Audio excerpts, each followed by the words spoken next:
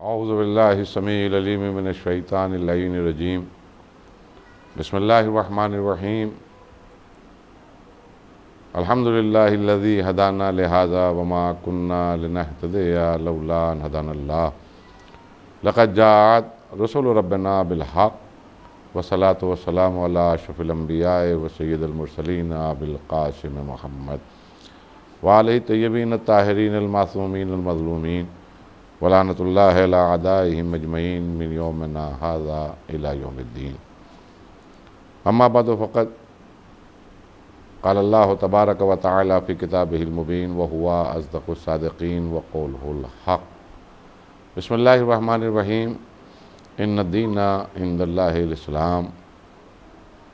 नाज़रीन किराम,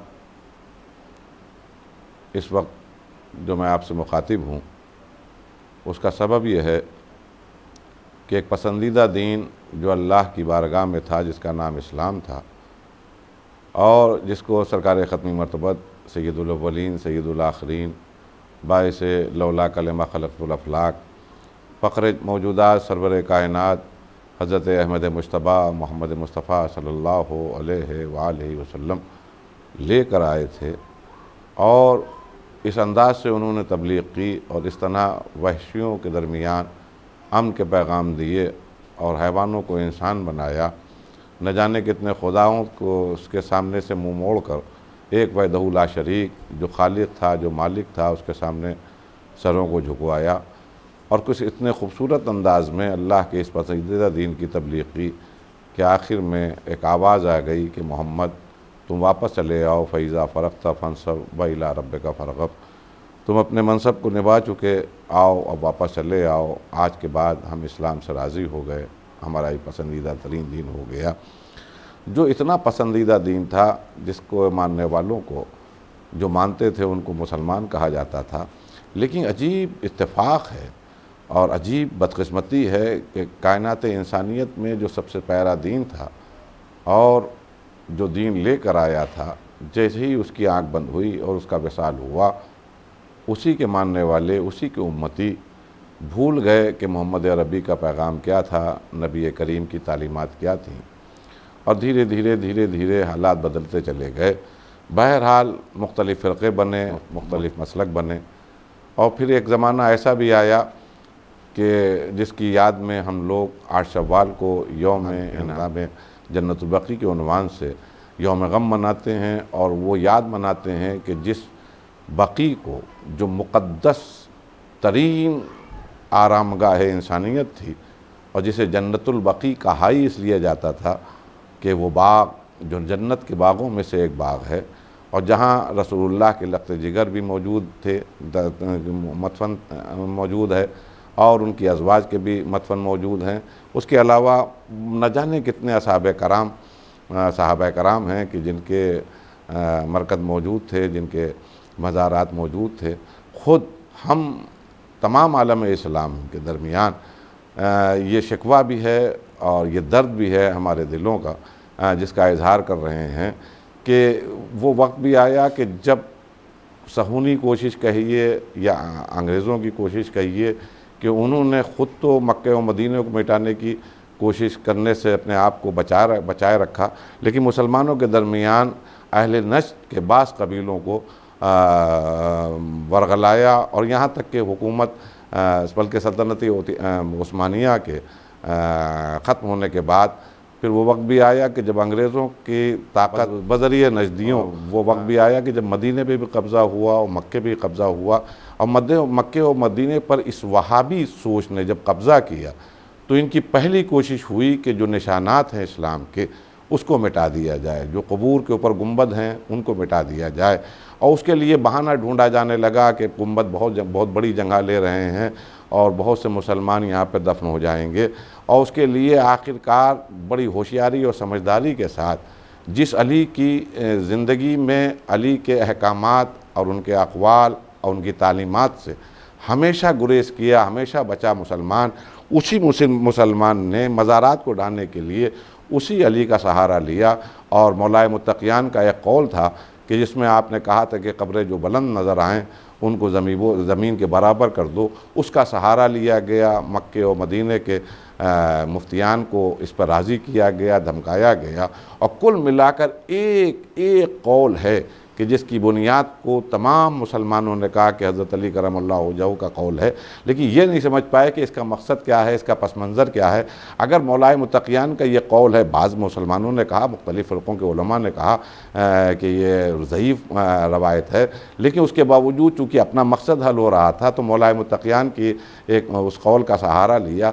लेकिन सवाल इस बात का है कि अगर मौलाए मुत्तक़ियान के इस कौल का सहारा लेकर गुंबदों को ढाया गया तो कम से कम ये भी तो गौर करना चाहिए कि मौलाए मुत्तक़ियान की भी क्या अगर दौर खिलाफत भी रहा, उस ज़माने में न जाने कितने मरकज़ नज़र आ रहे हैं, न जाने कितने मज़ारात नज़र आ रहे हैं, न जाने कितने रोज़े तामीर नज़र आ रहे हैं।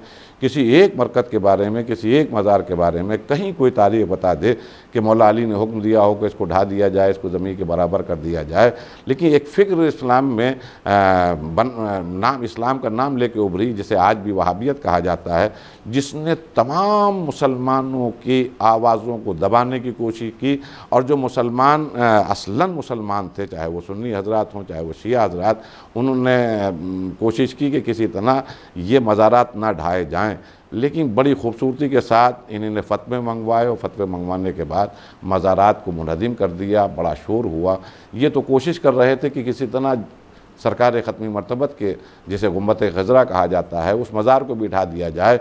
लेकिन बेपनाह एहतजाज, शिया हों या सुन्नी हों या मुसलमानों के जितने भी मसलक हैं, उसमें अक्सरियत एहतजाज करती हुई नज़र आई, मुख्तलिफ़ ममालिक एहतजाज करते हुए नज़र आए, तो ये डर गए और इन्होंने गुंबत ख़ज़रा को नहीं छुआ।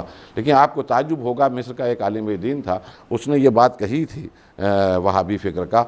उसने कहा जी चाहता है कि मदीने जाऊं और वहाँ जाकर 2 रकत नमाज़ पढ़ूं, लेकिन क्या करूं, वहाँ जब तक कि उस बड़े बुत को मुनहदिम नहीं किया जाएगा उस वक्त तक के मैं मदीना हरगिज़ नहीं जाऊंगा। यानी उस बुत से मुराद गुंबद ख़ज़रा थी। तो ऐसी फ़िक्र, ऐसी सोच जहाँ पर मज़ार ढाए गए, मुझे अफसोस यही है, मुझे शिकवा भी यही है, और मैं आलम इस्लाम से शिकवा करूँगा कि जिस वक्त 1925 में ये मज़ारात ढाए गए थे, उस वक्त तो तमाम मुसलमान एक ज़बान होकर, चाहे हिंदुस्तान में मोहम्मद अली जौहर और शौकत अली जौहर हों, ये क़यादत करते हुए नज़र आ रहे थे, या शिया हजरात, शिया उलमा उसके एहतजाज करते हुए नज़र आ रहे थे। यहाँ पर तमाम मसलक साथ साथ नज़र आए।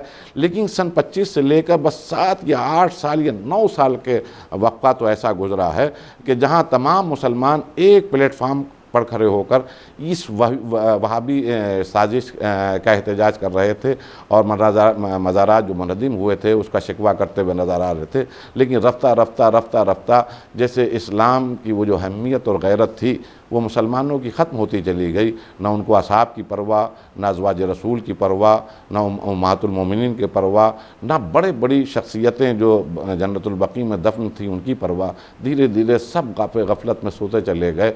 हाँ, अल्लाह का शुक्र है 1925 से लेकर आज 2020 तक सिर्फ़ आले मोहम्मद अलैहिस्सलाम के चाहने वाले, जिन्हें शिया ने अली अलैहिस्सलाम कहा जाता है, वो कल भी एहतजाज कर रहे थे और आज भी एहतजाज कर रहे हैं। और इंशाअल्लाह जब तक के मज़ारात दोबारा तामीर नहीं होंगे, हम एहतजाज करते रहेंगे।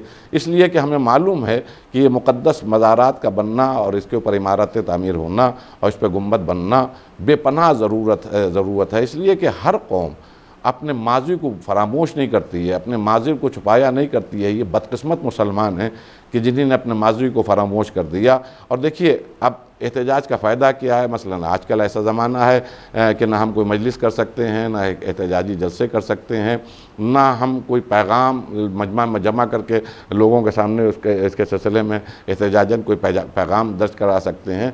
लेकिन एक बात याद रखिए, जहाँ तक नाजरीन मैं आपसे मुखातिब हूँ, आप सुन रहे हैं, हम कुछ भी नहीं कर पा रहे हैं। बेशक सऊदी हुकूमत का हम कुछ नहीं कर पा रहे हैं, वहाबियत का हम कुछ नहीं कर पा रहे हैं, लेकिन कम से कम मरना सभी को है।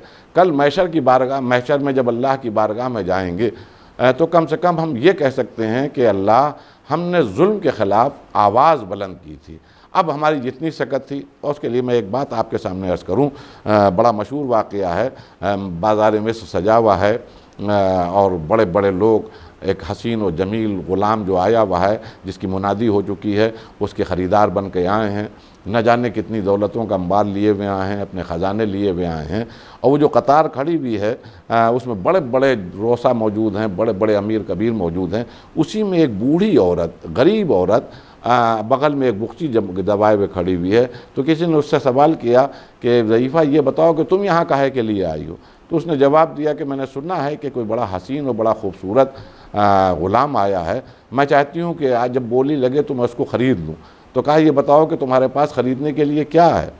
तो कहा कि मेरे पास ख़रीदने के लिए दौलत तो नहीं है, लेकिन ये हाथ का कटा हुआ सूत लेके आई हूँ, इसी को बोली में लगाऊंगी और मुझे यकीन है। तो सब हंसने लगे कि तुम सटिया गई हो, तुम दीवानी हो गई हो, तुम पागल हो गई हो। बड़े बड़े अजीज़ मिस्र जैसे लोग यहाँ उस ग़ुलाम को ख़रीदने के लिए आए हैं, तो तुम्हारी उसमें क्या वैल्यू? तो मुस्कुरा के उस ज़ईफ़ा ने जवाब दिया था, पागल तुम सब हो। बेशक मुझे मालूम है, मुझे यकीन है कि इन दौलतमंदों के दरमियान मैं नहीं ख़रीद पाऊँगी, लेकिन मुझे इतना ज़रूर यकीन है कि जब भी जनाब यूसुफ़ की ख़रीदारी का ज़िक्र आएगा तारीख़ में, तो मेरा भी नाम आएगा। बेशक मैं न ख़रीद सकूँ ग़ुलाम को जो यूसुफ़ अलैहिस्सलाम है, लेकिन कम से कम जब भी ख़रीदारों की फ़हरिस्त में नाम लिखा जाएगा तो मेरा भी लिखा जाएगा। बस अज़ीज़ान गिरामी, उसी तरह लाख हम वहाँ तक हमारी आवाज़ ना पहुँच पाए, हम कुछ न कर पाएँ, लेकिन हम एहतजाज दर्ज करा कर इस बात का ऐलान करते हैं कि कम से कम महशर के हंगाम में जो एहतजाज करने वालों की फ़हरिस्त होगी उसमें हमारा भी नाम होगा। तो इसलिए हमारी गुजारिश आप तमाम नाज़रीन से है कि जो भी सुन रहा हो वो अपने हद तक एहतजाज करे, ताकि मासूम आलम की कब्र पर दोबारा मज़ार बन जाए। इमाम हसन अलैहिस्सलाम की, इमाम ज़ैनुल आबिदीन अलैहिस्सलाम की, इमाम मोहम्मद बाक़िर अलैहिस्सलाम की, इमाम जाफ़र सादिक़ अलैहिस्सलाम की, इन क़बूर के ऊपर बाकायदा मज़ारात बन जाएँ और वो मुक़द्दस हस्तियाँ जो इस घराने से ताल्लुक़ रखती थीं उनके भी मज़ारात तामीर हों। यही हमारी गुजारिश है, यही हमारा एहतजाज है। और यकीन जानिए अभी हम कमज़ोर हैं, लेकिन जब तक के ज़िंदा रहेंगे और हमारी सांस बाकी रहेगी, हम ये एहतजाज करते रहेंगे। वह बहुत काबिल रश्क हैं ये ख़ुद्दाम ज़हरा के अरकान और ये जो अंजुमन है कि ये मुसलसल मजालिस करती हैं, और ख़ुसूसन आज शव्वाल को बड़ी मशहूर जगह रोज़ा काज़मैन में एक एहतजाजी जलसा भी होता है, एक मजलिस भी बर्पा करते हैं। इस साल चूँकि हालात ऐसे हैं ये मजलिस नहीं बर्पा कर पा रहे हैं, तो लेकिन उसके बावजूद ये व्हाट्सएप के ज़रिए और यूट्यूब के ज़रिए अपना पैगाम, अपना एहतजाज दर्ज करवा रहे हैं। अल्लाह इन सब की तौफ़ीक़ात नेक में इजाफ़ा हो, और अल्लाह करे जब तक कि ये बाकी रहें, ज़िंदा रहें, विलाय आले मोहम्मद पर बाकी और करते रहेंगे। वस्सलाम।